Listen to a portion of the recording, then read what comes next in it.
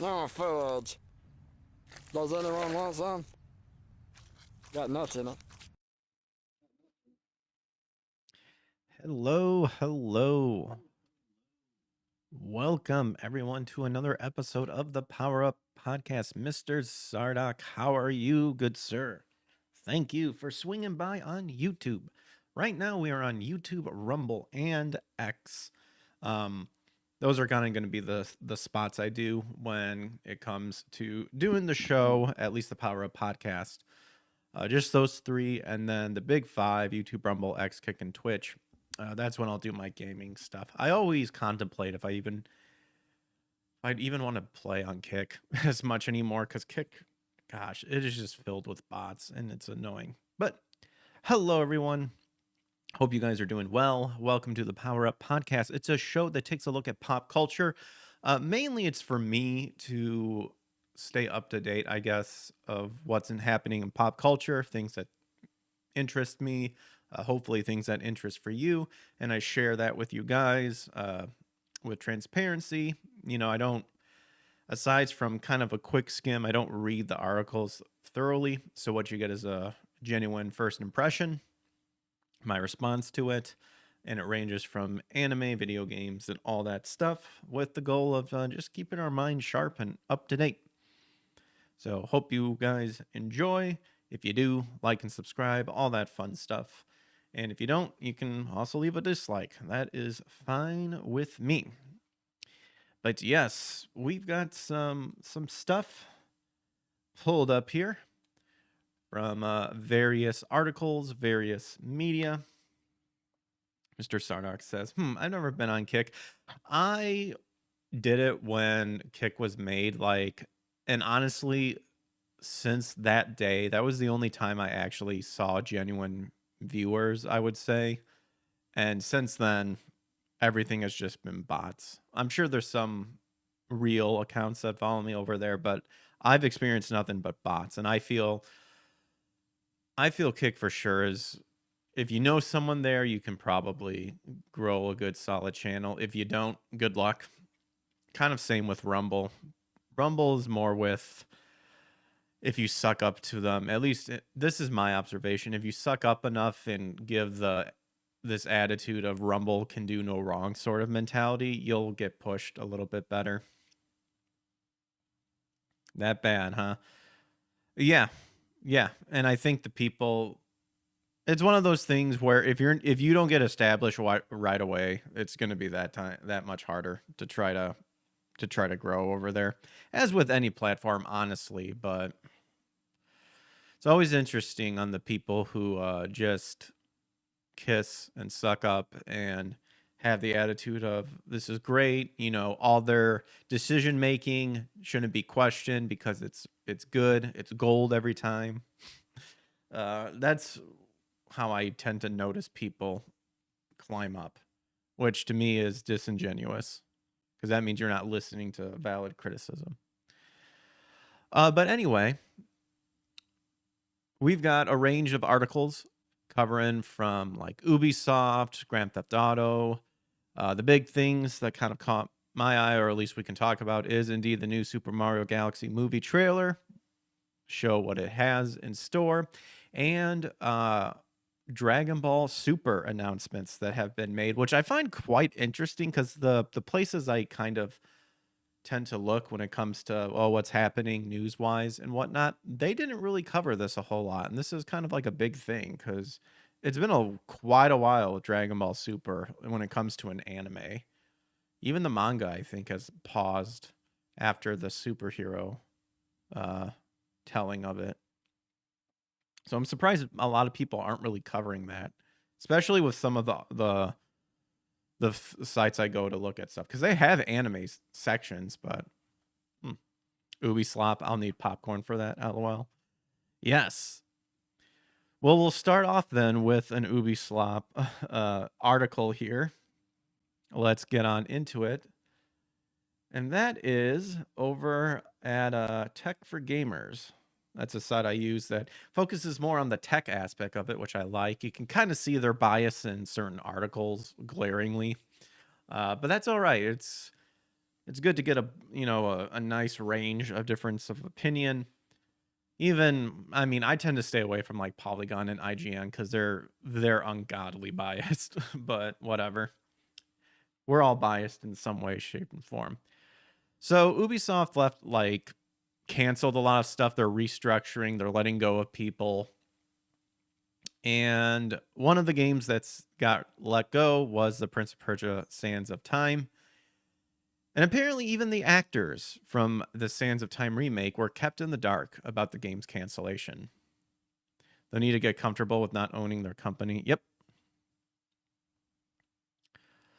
So less than a week ago, Ubisoft dropped the bombshell that it would be closing 2 studios, delaying 7 upcoming games, and shelving 6, including the highly awaited Prince of Persia Sands of Time remake. That, I have to say, is the dumbest thing to do.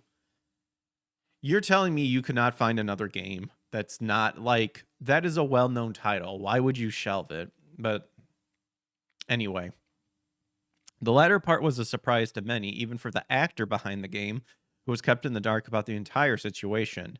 So Emin Ayaz, actor of Farah, and I believe Yuri Lowenthal voices the prince, talked in detail about the whole debacle, claiming that Ubisoft kept her in the dark about the game's cancellation. For a game that was reportedly 99% done, really, it's unfortunate to see it axe. Oh, someone's got to leak it. Someone has got to leak it. However, the most unfortunate part is that Ubisoft does not respect its artists enough to inform them of such a decision beforehand. So the most devastating moment of my acting career, they have a link to, I guess, the video that the actress made. 3 years of work gone. Then we're not going to watch it, but people want to go check it out, they can. Emmons discussed in detail the recent devastating news in vague words. She is under an NDA after all. Well, yeah, that's true.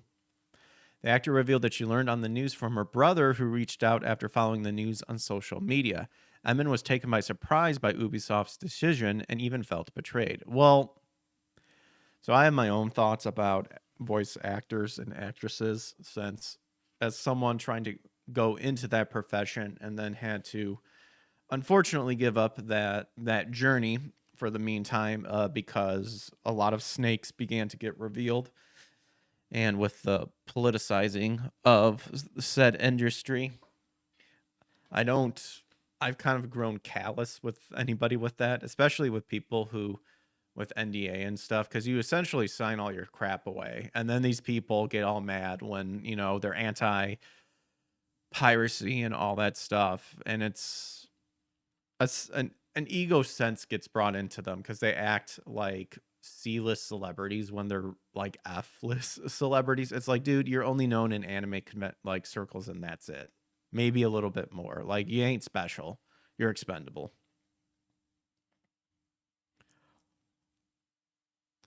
So the actor revealed that she learned... Oh, I already read that. The actor has dedicated 3 years to the project and was excited to see it released. Emin also revealed she wrapped up marketing work for the game about a month ago, corroborating early reports that it was scheduled for a release soon. The entire development timeline of the Sands of Time remake has been a bumpy ride. The game's development was rebooted following the negative reception for the initial reveal in 2022. Then Ubisoft Montreal took over the development from Ubisoft India, and unfortunately not even the game's original creator could save it, as it was canceled due to, quote, quality concerns. Well, there's your problem right there, is Ubisoft Montreal is a big pile of crap. And out of all the studios that should get gutted, it should be Ubisoft Montreal, because they ruined a lot of games. I think I know it's been in dev hell since like 2019, but I've seen the model leaks. Oh boy. Farah looked like her 60-year-old grandma, and the prince was race swapped. Yep. Just not even giving a crap about the establishedness of it, too. Like, I'm sorry. That's how he looks. Do it. And then they kind of, what was it, the Forgotten Crown or something, to where they changed his look on that, too, but you could get the skin of the original one, and you might as well just... I heard that game wasn't actually as bad, and some folks suggested just using the skin of like the OG Prince, and then you'd be a little bit more satisfied. But so there you go. So she seemed a little upset, just a tad bit. How long is this video? In my last video, I made an oath to be honest on this channel, even when it sucks. So, hi, my name is Iman. I'm an actor, and Well, fine. Yeah, I'm not gonna watch the full thing. She's using a Bluetooth Yeti. You would think for someone for being a voice actor and working in video games, they would have better equipment, especially if like they call you to do remote work. And I mean, this could be an XL. What is it? An XLR mic. It looks just interesting. I'm not trying to like criticize her setup or anything. My setup's old too, so. But yeah, okay. It's only 11 minutes, but we're gonna move on. But yeah, that sucks that even the actors and actresses weren't even informed. So I saw Drunk 3PO talk about this, and there's an article here from that Park Place. Apparently, there was a Star Wars Celebration boycott. They targeted it because apparently the organizers is supposedly in support of ICE. Small vocal segment of the fandom is calling for a Star Wars Celebration boycott. The 2027 event is being organized by Reed Pop, a subsidiary of Relics. The protester argued that since Relics holds government contracts that work directly with the Department of Homeland Security and U.S. Immigration and Customs enforcements, the Star Wars community is being, quote, used as a shield for corporate complicity in state violence. Dear Lord Almighty. Oh, I have a Blue Yeti. I've had it since 2014. Still works perfectly fine. Oh, I have a Blue Yeti too. I'm just saying. I find it funny for someone as someone that was pursuing a voiceover career, they would always tell you to make sure that your mic is really, really good. And Blue Yeti's like beginner level. But I also understand that, unless you're a certified SAG, well-known voice actor or actress, yeah, the financial aspect won't be as the funds won't be coming in as much, I guess is what I'm trying to say. So in an actionnetwork.org petition, the group Star Wars Celebration divest from ICE says that Star Wars is about the fight against systemic oppression, surveillance, and government overreach. They really feel that Relics is profiting from those actions in the real world. Dear Lord, this sounds like someone who has no idea about how anything works.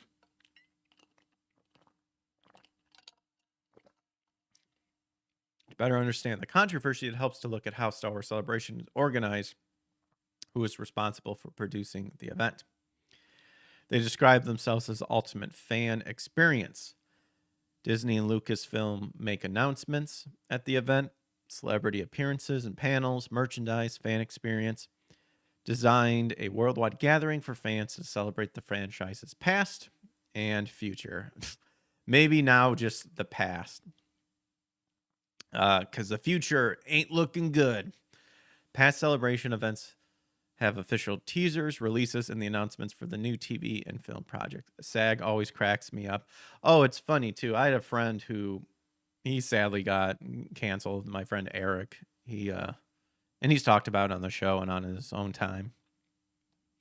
He would talk about, like, people like California, like SAG. There's people who some of their job is to go in and pitch the idea into non-working, non-labored union states and trying to convince them to go union. And he talked about like people from SAG always coming into Texas and trying to do that. And to me, it's hilarious because unions in the end will always benefit the people who have been established, the higher ups, and everything. They are not going to give up their wealth and their power for the little guy. They claim they're doing it for the little guy, but when the time comes, they ain't going to do it. Yes. Imagine dying while trying to protect children, to protect child. I'm not going to say what it is. So, Reed Pop was launched in 2006. Lucasfilms have coordinated on events since Star Wars Celebration 5 in 2010. As the world's largest producer of pop culture events, company has worked with Marvel, DC, Wizards of the Coast, Nintendo, others. Works with St. Jude's and Make-A-Wish. Past frustrations with Star Wars Celebrations have centered around the creative direction of the franchise, release and promotion of the films, and accessibility and organizations of the event. This current controversy, however, has taken a political aspect, and that is the boycott. Organizers have outlined a specific set of grievances and expectations. Oh boy. The demands. They're calling for a boycott of Star Wars Celebration 2027 because they have traced the ownership of Reed Pop to Relics Group. Among its various properties, Relics also owns LexisNexis, which the boycotter notes, quote, currently holds multi-million-dollar contracts with ICE and gives the government access to certain surveillance tools. They argue that the event is currently compromised as the profits generated fuel the machinery of oppression and deportation. And then using the hashtag, and I'm not even going to say it, but their petition has 3 demands. Just 3. Star what? Divest, I guess. Number 1, immediately terminate the contract with Reed Pop as the producer of Star Wars Celebration 2027 and all future projects, of course. Number 2, implement an enforceable vendor policy that prohibits Disney and Lucasfilm from partnering with any entity that maintains contracts with agents involved in mass surveillance or, quote, human rights violations. It's hard to have human rights when you're an illegal. Well, I guess I should say, like, certain rights. Because they are human. But once again, these people conflate the two. And number 3, commit to transparency and social responsibility by finding an event producer for 2027 that aligns with basic human rights and protects fans and safety and privacy. All this is saying is terminate your contract now and then put us in charge. At the time of this writing, they're nearly halfway to their goal of 1,000 signatures. That isn't going to do a damn thing. So the main objective of the Star Wars Celebration boycott ultimately appears to be protecting the legacy and reputation of the beloved franchise. No, the people who are boycotting ruined the franchise. They ruined it, and now they're losing power. And now they're like, no, we demand that, we get put back in charge. However, many fans feel that the brand itself has been irreparably damaged by poor creative decisions. Yep. Which they view as attempts to appeal to modern sensibilities over timeless and universal themes. Yep. And efforts to draw Star Wars for many and escape from the real world into current politics may be of a small concern for those who just want a great stories told in a galaxy far, far away. Yup. Yes. Install a commissar. Yeah, to look over their shoulder. No thanks. Yep. My gosh. Yeah, Drunk was talking about it. I had some people on the panel and brought this up. And someone, Sevi, I think is her name, went in even further and talked about like what these people are essentially talking about, like the whole thing about who they're working with and that is supposedly aligning with like, violating people's human rights and stuff, is like a place where lawyers can go and look up stuff, I think is what she said. Like, it's the stupidest thing when you peel away all of this. So it's not even like directly with ICE. It's like people, like the lawyers from ICE or whatever, I guess, could possibly use this database to look something up. That's what it is. Oh gosh, people are retarded. Speaking of retarded, GTA 6, going back to Tech for Gamers, which I've heard has now been pushed to 2027. And not only that, it's being rumored to skipping a physical edition at launch to avoid spoilers. Which to me doesn't make sense, because a lot of the games want people to buy the digital route because then they can get, day one access. So it's set to be the biggest event in the gaming history in the entire decade. After waiting for a very long time, this is going to be the year we finally get our hands on Rockstar's much anticipated blockbuster title. However, the studio reported taking strict measures to make sure that the game doesn't leak. Therefore, it's being rumored to be skipping physical edition at launch, and it will arrive later down the line. Interestingly, the franchise has a history with leaks, as a significant portion of GTA 5 was leaked 3 weeks before launch. However, that has nothing to do with the discs. Instead, it was a PlayStation fault. With GTA 6, Take-Two and Rockstar would be looking to avoid such a catastrophe. The report comes from the Polish site PPE, whatever, which was informed by a reliable insider, Grazadari, who has a really good track record. Grazadari handles physical game sales in Europe and previously correctly leaked information about Microsoft's Flight Simulator PS5 port and Oblivion Remastered physical copies. So we know the report has credibility. It doesn't make sense, but I'm used to nonsense at this point. Yes, it doesn't make sense at all. According to the source, physical copies will undoubtedly be released, but they could be pushed by 3 to 4 weeks or even till 2027. However, more information is expected to be confirmed. Nonetheless, it does seem like people who want to experience GTA 6 on day one will have to go digital.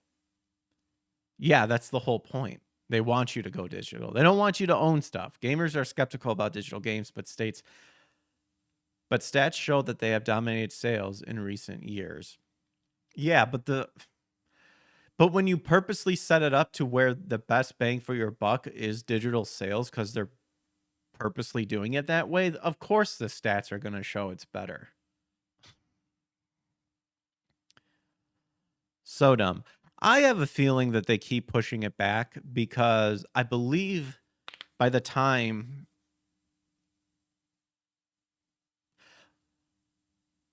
I believe that the reason they're pushing it back so much is I feel like the story was very woke based, because we got to remember this has been in development for quite a while. So around the time, this is when all the DEI garbage was happening, and now people are fed up with it.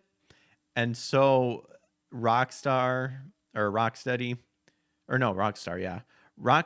is like kind of realizing the writing on the wall, and I think they're purposely delaying it because they have to keep rewriting stuff, because they're like, yeah, this isn't gonna go good and all that stuff. And like they kind of have some pop culture stuff in there, but it's kind of outdated now. Like, what was one of the thing, like Gator Man or something like that? I remember when that was a big buzz, but that's like done and gone now.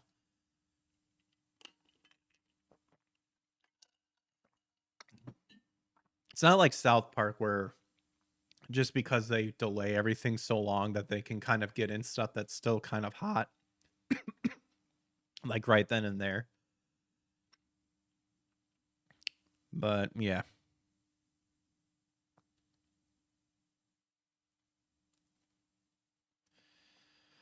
I think they're removing all the woke fetty from the game, and this shows how much there must have been. Oh yeah, I think so. I agree. Over at Video Game Chronicle here, 2 unreleased Virtual Boy games are coming to the Nintendo Switch as part of the NSO expansion pack. Zero Racer and D Hopper will be playable for the first time. Well, how's about that? Last year, Nintendo announced that games from the cult classic accessory, that'd be the Virtual Boy, will be making their way to modern Nintendo platforms. The Virtual Boy for Nintendo Switch 2, Nintendo Switch accessories will cost $100. And I think it's like a cardboard model will be available for $25. Players will be required to own one of these accessories to play the Virtual Game Boy games when they're added to the service on February 17th. The games include Telero Boxer, Galactic Pinball, Red Alarm Golf, Virtual Boy Wario Land, which I actually do want to play that, 3D Tetris, and the Mansion of Innsmouth. Nintendo has announced that 9 more games will be added to the service in the future, including Mario Clash, Mario Tennis, Jack Brothers, Space Invaders, Virtual Collection, Virtual Bowling, that would be Nesters, Vertical Force, V Tetris, and the previously unreleased Zero Racer and D Hopper. I mean, they're essentially just going to have all the games. Like, the Virtual Boy does not have a big game lineup. It was released in 1995 and was famously one of Nintendo's biggest commercial failures. Partly due to its high price and unappealing red and black display, the console was discontinued less than a year after it launched. Ouch. However, it did receive some memorable games, Wario Land and Mario's Tennis. Yes, Mario Tennis, which I do love that series. And I guess we could tip the hat to Mario Tennis, starting from the Virtual Boy. So it requires the Switch Online expansion pack add-on, which is,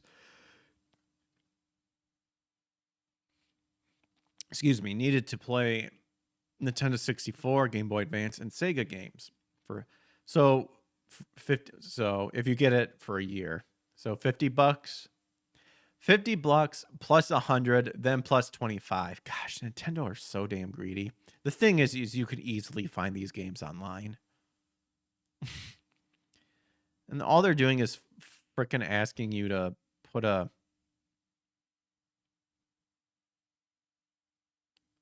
put this on a freaking cardboard. Yeah, there it is.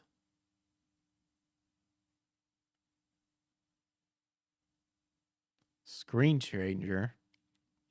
Change screen color.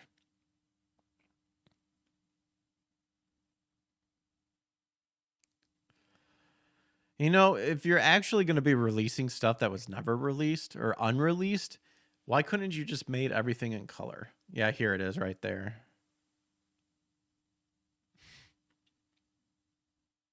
What the heck is that? Jump scare test. Okay.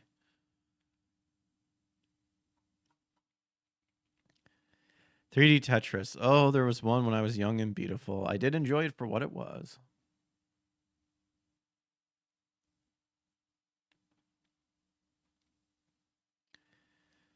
I thought this was funny. Ariana Grande and Cynthia Erivo, or whatever her name is, the weirdos, were snubbed out of Oscars. This is a supposed rumor coming from that article by that Park Place.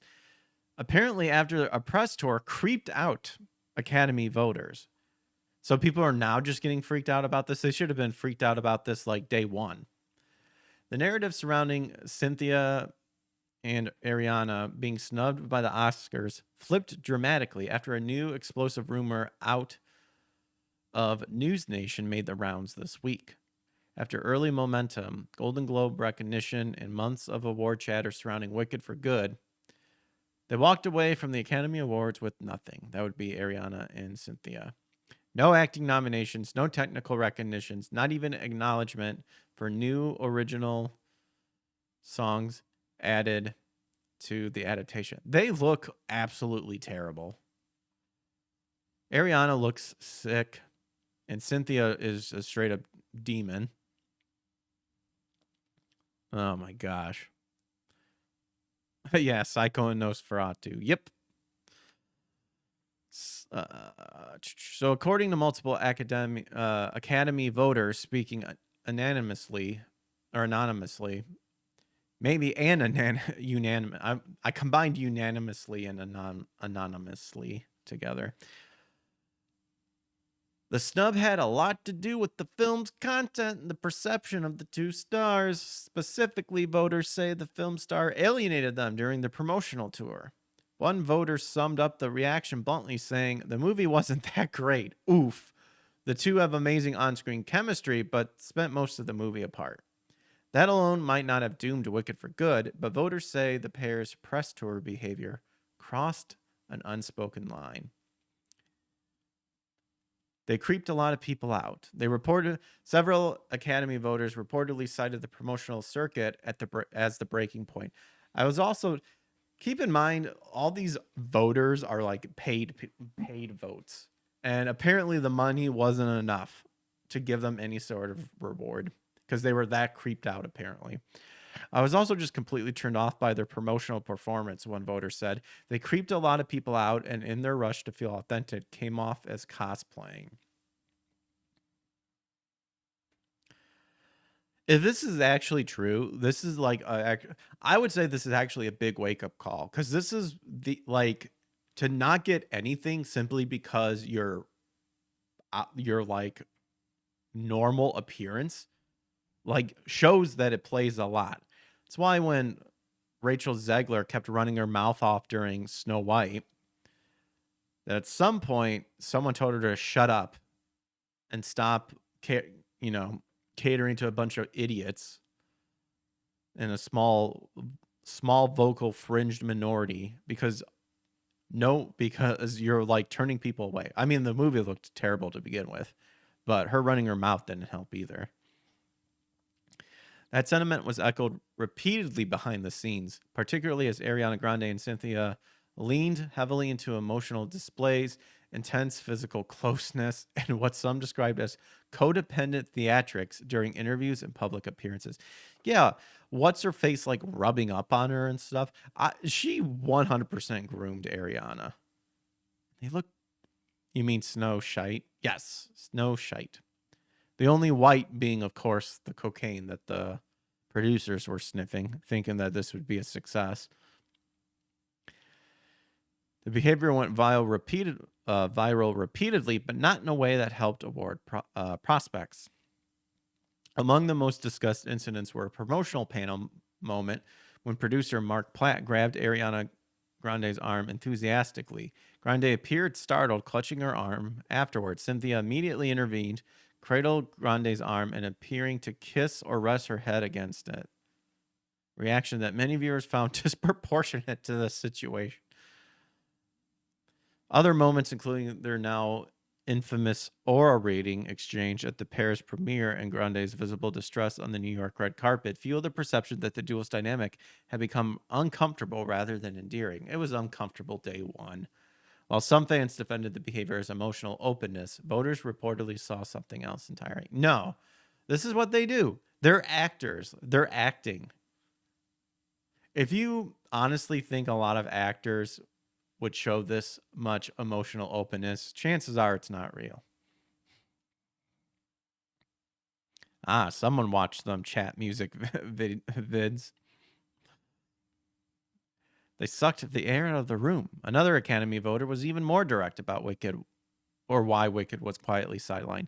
The movie wasn't that good, and both of them sucked the air out of any red carpet they were on, the voter said. No one wanted to go through that again. The concern wasn't hostility toward Ariana or Cynthia, it was exhaustion. According to the source, voters framed the snub not as punishment, but as avoidance. Think of it this way. We were protecting Ariana from her anxiety and Cynthia from having to intervene. Again. That's... No. This voter is retarded. No. I don't buy that. We were protecting them both. No, dude, you guys vote on frickin' movies. Just... You say you didn't like it and don't vote for it and then move on. Notably, Ariana appeared to strike a very different tone at the Golden Globes, an appearance many observers interpret as a deliberate attempt to reset her public image following the Wicked press tour. Well, the first thing you need to do is like get some freaking muscle back on your bones. Holy moly. Gone with the ultra blonde Glinda aesthetic and the visible anxiety, childlike effect that became a focal point of criticism during the film's promotional cycle, instead returned to look far more reminiscent of her pre-Wicked public persona, spotted dark hairstyled in a high ponytail, an image long-time fans immediately recognized as a callback to her early pop star era. Why is Lord Farquaad playing Snow White? Yep. I think a happy ending would be if she eats the apple and the movie fades to black. In the movie. I think I said foobie, but movie. Mirror, mirror on the wall. Walt Disney is downvoting this from heaven. Equal noticeably was the shift in her demeanor. During interviews and public interactions at the Globes, Grande spoke in a noticeably deeper, more grounded voice, abandoning the airy, fragile cadence that defined many of her Wicked press appearance. Contrast was striking, and not that it quickly became a topic of online discussion, with many noting how dramatically more composed and self-assured she appeared, almost like it was one big frickin' act. Within industry cycles, the change widely interpreted as intentional. By appearing solo without the weirdo and presenting a calmer, more traditional version of herself, she seemed to distance herself from the intense codependence dynamic that had come to define the pair in the public eye. For critics and voters already fatigued by the dynamic, the Golden Globes appearance read less as coincidence and more as reputational course correction. Whether these signals a permanent recalibration or a one-off effort remains to be seen. But the timing, presentation, and tone of Grande's Golden Globe appearance suggested an awareness that Wicked press tour had become a liability and that a return to form was not just desired but necessary. And it represents, that would be the snub, a stunning reversal. Just months ago, Wicked for Good was positioned as a major prestige release, complete with new songs, star power, and franchise ambition. And instead, it underperformed expectations relative to the original Wicked, and its darker second act, only structured, failed to resonate broadly with award voters. And then you combine that with the press tour, the result was a clean sweep in the worst possible way. There you go. Hilarious.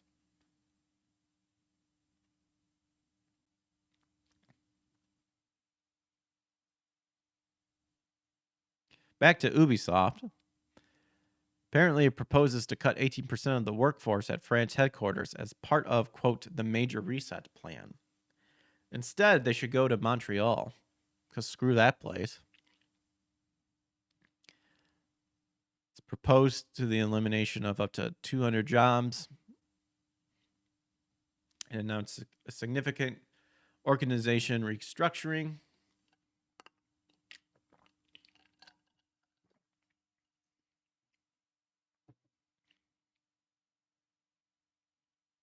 As part of its reconstruction, the publisher will also be rolling out a cost-cutting initiative, it said, and the role of its French HQ will be refocused on governance, strategic prioritization, and capital allocation.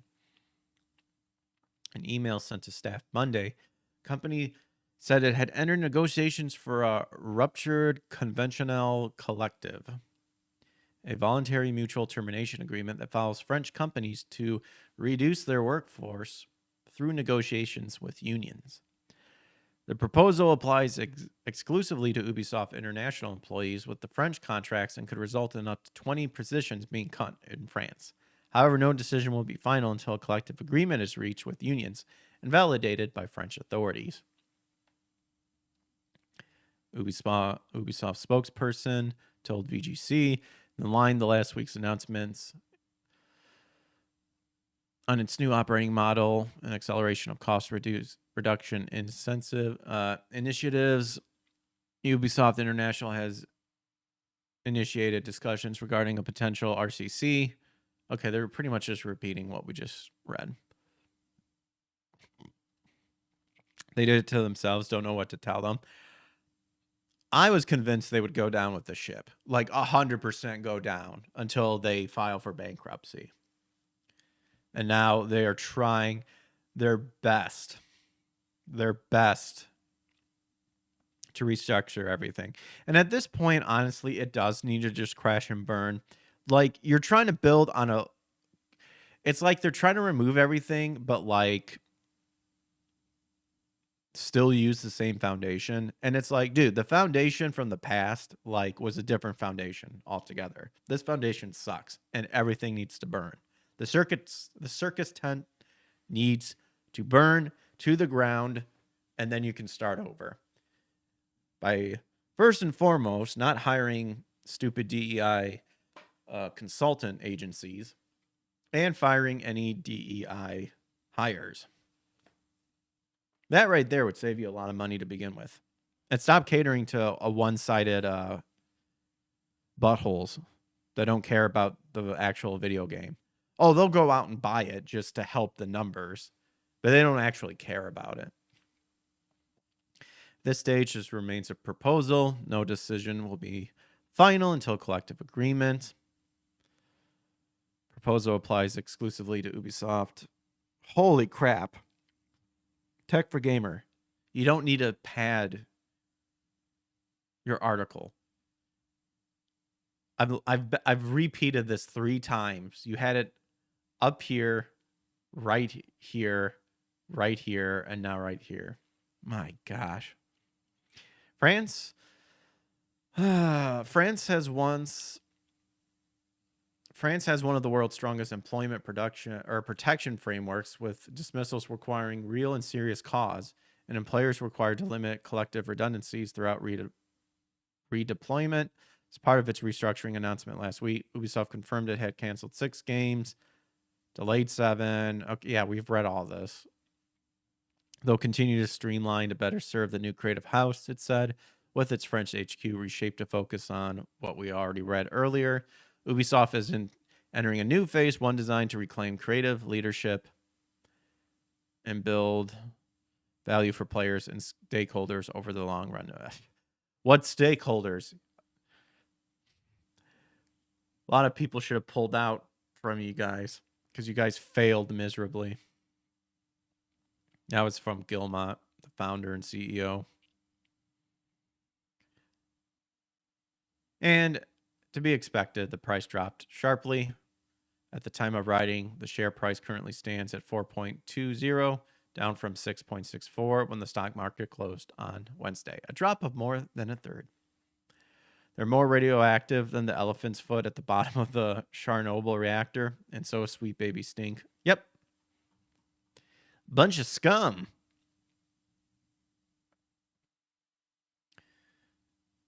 Staying on the Ubisoft route, Beyond Good and Evil. Played that game not too long ago. Thought it was pretty good. Thought it was pretty good. And there was always thought of wanting to do a Beyond Good and Evil 2. And apparently, it is surviving the Ubisoft restructuring and enters record-breaking year 18 of development.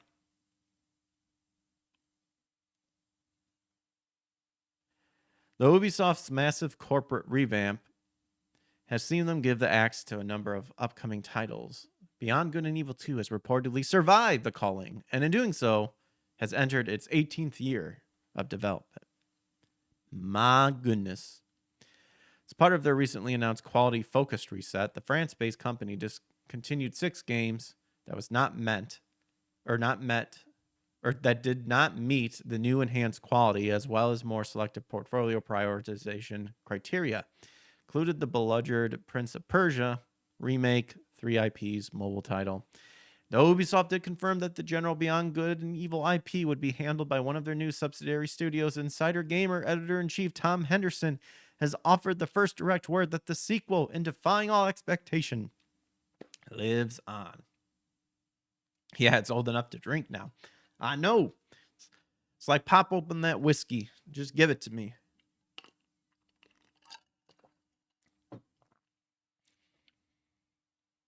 According to his sources, Beyond Good and Evil 2 is still under active development,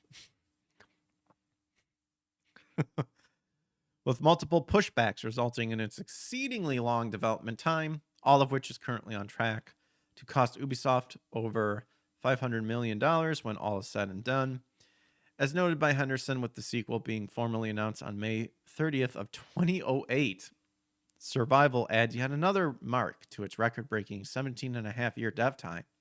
But beating out both Duke Nukem's Forever, Genesis recognized 14 years, and Metroid Dread's yet to be certified 16 years. Congratulations, Beyond Good and Evil.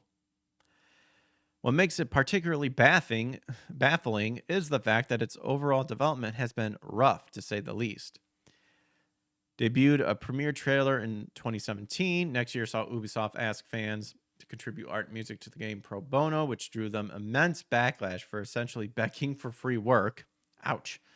And then in 2022, the creator, Michael Ansel, quit the games industry,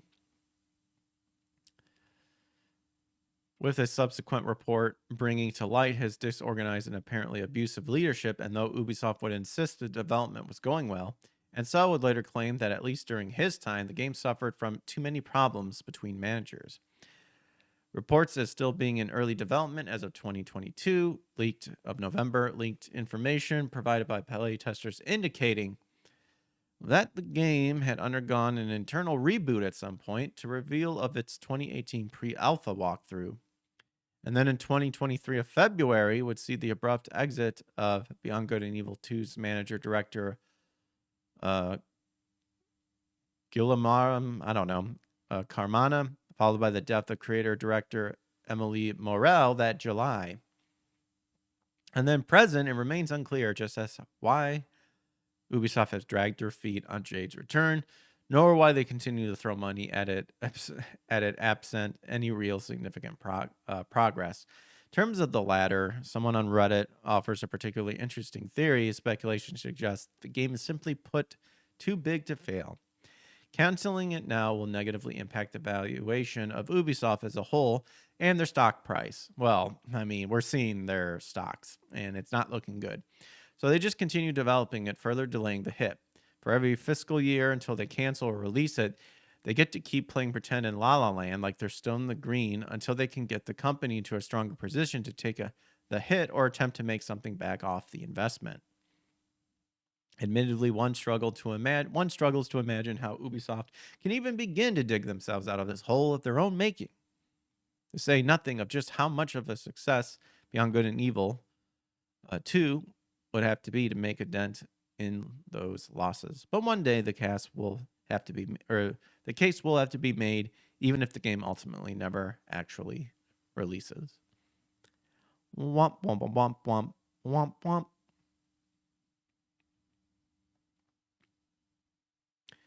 I'm a Neon Genesis Evangelion fan.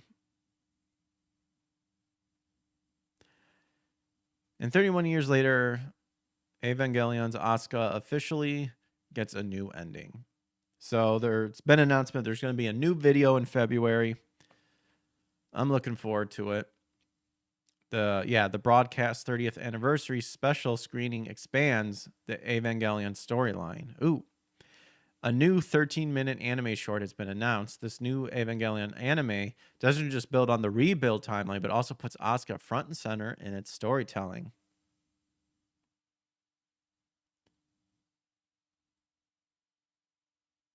So there's a picture for Evangelion 30th promo.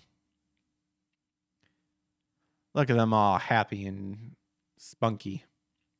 It's not unusual for long-running anime franchises to pull out all the stops for the major anniversary milestone. The 30th anniversary of Evangelion is a serious accomplishment. Fans everywhere appreciate that Studio Kahara is going the extra mile to celebrate February 21 through the 23rd with the Evangelion 30 Plus Festival in Japan's Yokohama Arena. This 3-day celebration will honor Evangelion in many unique ways, including the most exciting announcement, a brand new Evangelion anime. It is an anime, but it's not like a series. I would say a showing, a special. So it's going to be a special screening, 30-minute anime special that's being held by Evangelion Masterminds Hideaki Anno, planning, scripting, and supervision, and Naoyuki Asano for directing. Details have been quite sparse on the nature of the special, but it's since been confirmed that it will take place within the newer rebuild timeline. Aw. Be nice if we got like, oh man, what if that 13 minutes was used to like see what happened later on at the end of a Evangelion movie? Oh, that'd be dope. Rather than pulling from the original 90s series. More recently, it's also come to light that Asuka will be the main character of the special. Asuka's always been one of the Evangelion's core characters, yet she's hardly on par with some of the series' heavier hitters. For instance, Asuka isn't featured in the first installment of the Rebuild film series.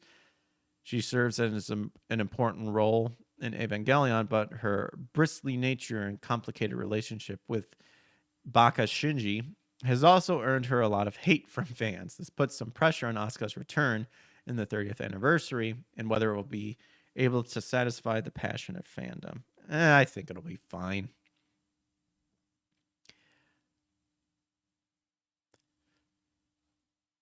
Okay, so I just wondering if there's like some... that's kind of... They're giving you kind of a background. I'm going to skip over that. It's worth pointing out that Asuka does manage to come... Okay. Despite this grisly fate... Okay. Yeah, it's just doing a summary of like the stuff.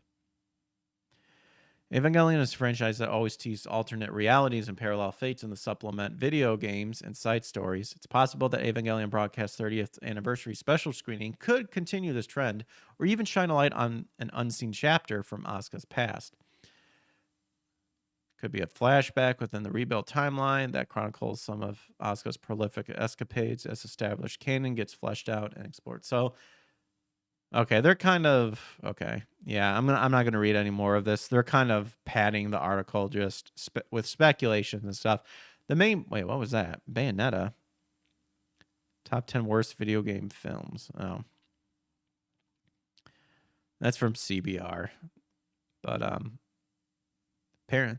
The main point is that it involves Asuka. Alrighty. We are at the Super Mario Galaxy portion of our article. Shows off a new trailer, and it has everyone's lovable dinosaur Yoshi. Nintendo and Illuminations Entertainment shared a new trailer in today's direct broadcast. That would be on the 25th. The new director for the Super Mario Galaxy movie gives a first look at fan favorites companion Yoshi. And we have the trailer here. I'm going to mute it because they're probably going to... I would probably get copyright struck. So we got some Mario Kart sort of things happening. I still need to play Galaxy. And I think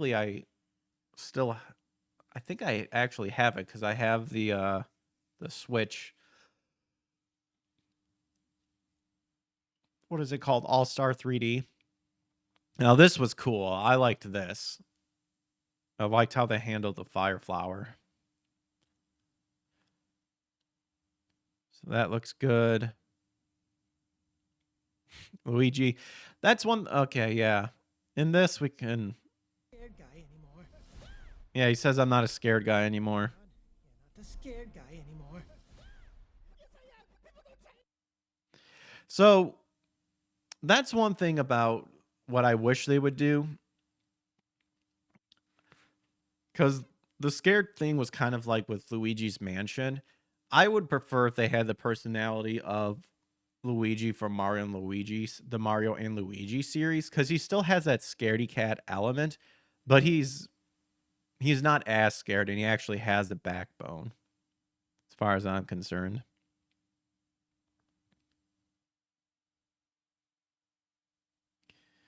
So they freak out. They're getting ready to do battle. Music's good in this too, but again, Nintendo would probably copyright struck me.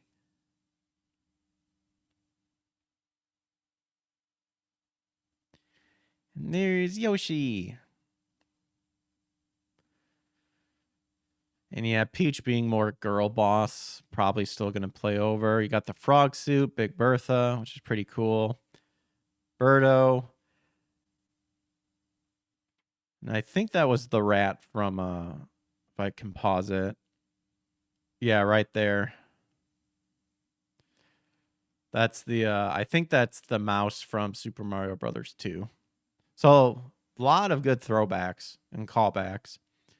Got some Toad eating that lollipop. And an actual dinosaur. So I think it'll be, I mean, I'm sure the movie's going to just dominate, as always. But it looks good. I saw the first one. I enjoyed it. I do have an IGN article that I'm assuming probably covers up like kind of what the trailer has in store. Let's see. Mario and Luigi motorbiking over the desert as seen in the movie's previous trailer. The duo headed to a location familiar to anyone who played Super Mario Odyssey, an inverted pyramid in the Sand Kingdom. Unblocking a rogue warp pipe. Use fire flowers. Mario's infamous underground music plays. Yeah, you'd have to watch the movie because if I would play it, I'm sure I would get copyright struck. The brothers reach the block pipe, which has something inside. It's Yoshi, who talks. So rather than the tough-looking enemy the brothers were expecting to find, Yoshi is shown to be initially fearful of Mario and Luigi, though in later shots in the trailer makes it clear that the diminutive dino quickly becomes a part of the gang. If you watch the previous Super Mario Brothers movie, you'll know that Yoshi appears has been expected following the film's post-credit scenes. Yep, which featured a green Yoshi egg beginning to crack open. Gives our first sense of how Yoshi will sound as he's able to mumble a few words as well as his calling out his name. Peach, Mario infiltrating a lava-filled area that looks like Bowser's castle. Toad gobbling up an enormous Cheep Cheep. Oh, it said Cheep Cheep. I thought that was Big Bertha. Never mind. Who was saved by Luigi wearing the classic frog power-up suit. And then you got here's the new poster, what actually looks pretty good. Here you go. Birdo, Mauser, that's the one Mouse Lanes. And Lakitu confirmed, because we saw in the montage, we have Birdo fighting off Peach. Princess shields herself using her parasol. For a split second, we see Mauser, a real deep-cut character that plays into Super Mario Bros. 2, USA. Mario Madness. Whatever's going on here, it makes sense that we see Birdo and Mauser together in the same sequence, as both appeared in Super Mario Bros. 2, set in the world of Subcon. Has Peach been given her own side quest to complete here? We don't know. Next clip shows our first look at Lakitu on the big screen, who fires projectile on Mario, Luigi, and Yoshi. Yeah, here you go. There's some some shots. Wait, baby Luigi and baby Mario? The trailer concludes with Yoshi clutching a gun that looks similar to the SNES Super Scope. I didn't really... Oh, yeah, I guess that's true. That was a good catch. Well, oh my gosh. Yeah, I didn't even notice that. Baby Mario and Luigi. Wow. Facing off against a T-Rex who looks straight out of Super Mario Odyssey. No new voice actors confirmed. Okay. Rosalina and Bowser Jr. also sit this trailer out completely after being the focus back in November during the movie's previous dedicated Nintendo Direct that revealed Rosalina and confirmed the Space Princess would be voiced by Marvel star Brie Larson. The same trailer also announced that Bowser Jr. would be voiced by Benny Safdie. So they're joining in here. And that's pretty much like the summary. Dang.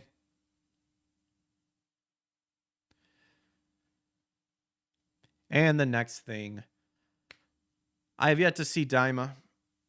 I'll watch it at least once, just as I did Super, because I wasn't a big Super fan. This comes from Game Rant, but it was previously announced that Dragon Ball Super, the Galactic Patrol arc, has been released, and also Dragon Ball Super Beerus, which is a reconstruction of the original Dragon Ball Super. Animation improvements and all that, and we'll definitely think this article should cover it. I kind of looked down real quick to see what they talked about. I didn't read anything, just to see like what they quickly covered. So Dragon Ball, so it's just hyping up on how Dragon Ball has made an impact in the world, which is true. So Dragon Ball had quite a few hiccups over the course of the last 8 years, but now things seem likely they're finally back on track. Dragon Ball Super is going to get its own anime remaster later this year, but what fans are more interested in knowing is the release date of the Galactic Patrol arc. A lot of people call it the Moro arc, which makes the beginning of the new content for the series. So there's a ton of new information available, and undoubtedly things are about to get incredibly exciting for fans. Yep, and here is the remake. Dragon Ball Super Beerus begins in fall of 2026. New anime remaster by Toei Animation modernizes Dragon Ball Super. Won't lie, I'm not a fan of the Super art style whatsoever. Uemaro is going to be on that, but I feel like his style's kind of declined because in his prime, I believe he was in charge of like the Buu Saga. Like the Buu Saga art style is my favorite style, like somewhere around there. Like I saw a really good comparison, which is like people who were kind of in charge of specific episodes and they had their own different style and like animation and stuff like that. And some of it I do not like, and other ones I'm just like, yep.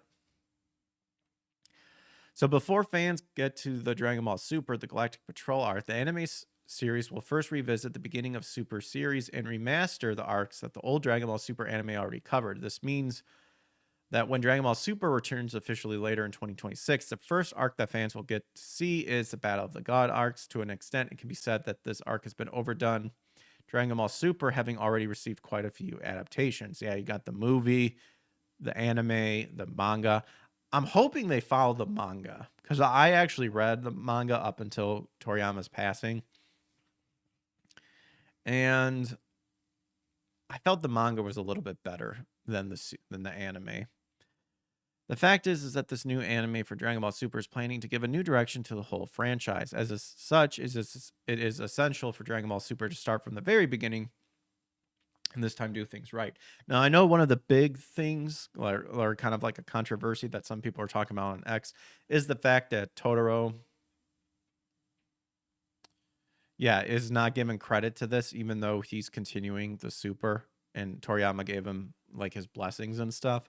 So that's kind of something that people are talking about a little bit.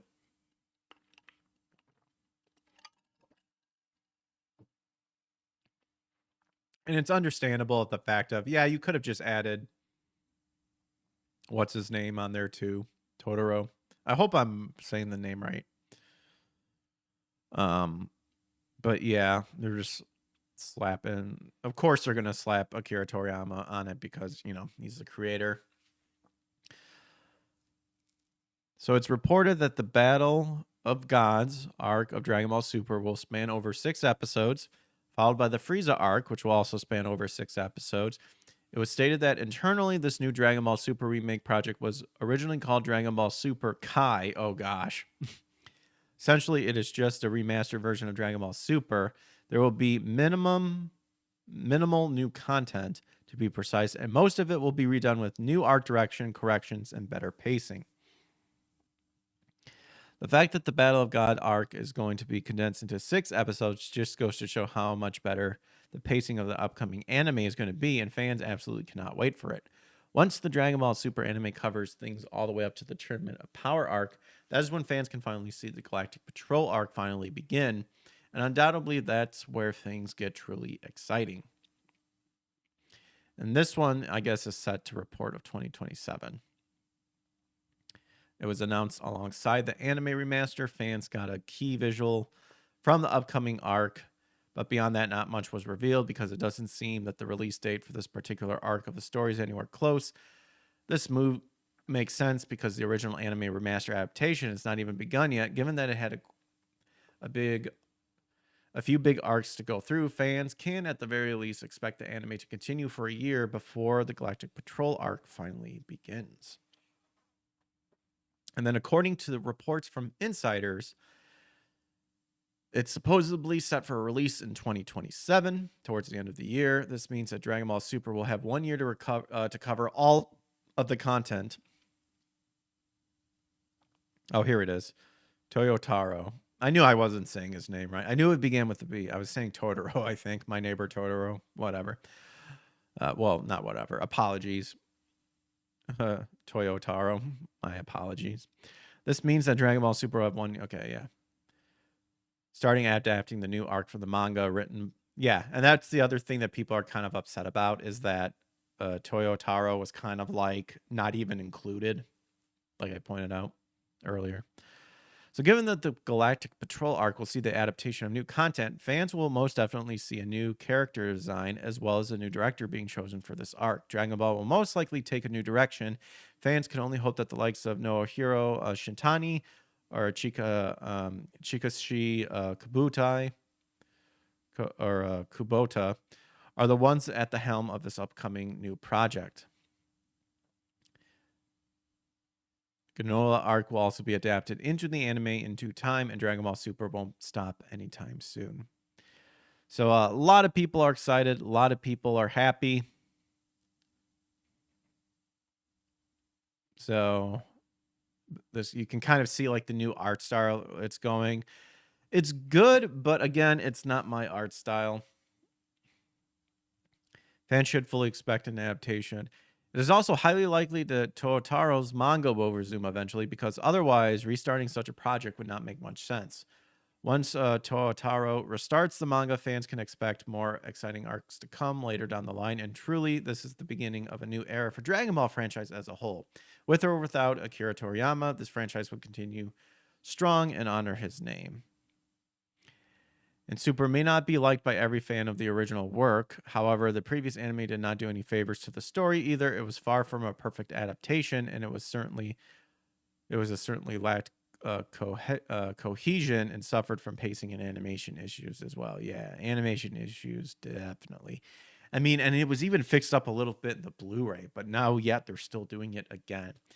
Pretty much they're doing what people thought Dragon Ball Z Kai would be, but... So they might have learned their lesson about with Kai, when people were like, I thought this was like going to be a reanimation of Dragon Ball Z. So things like 8-year-long hiatus will hopefully not happen again in the future. Fans are truly hoping that this time around, Dragon Ball stick for years to come and truly help redefine the modern age of shonen anime. And that is all that I really have for tonight. And I also liked this as well. Akira Toriyama manga arc comes to life as an animation scored by Hans Zimmer for the Dragon Ball 40th anniversary. Now this looks awesome.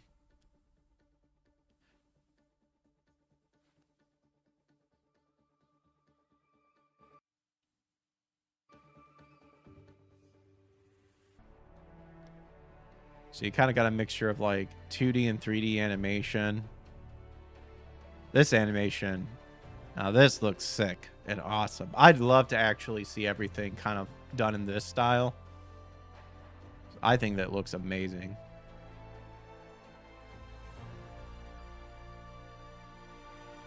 Because we actually get to see like Toriyama style drawings come to life. And I think someone else, like a fan, was kind of doing something similar like this. But it looks sick though. Yeah, especially like seeing it like this, I think would be awesome. Because it would really showcase like kind of how you could do it in that style. Be a very unique artistic style. This is cool too, especially in the panels. Dang, that would be sick.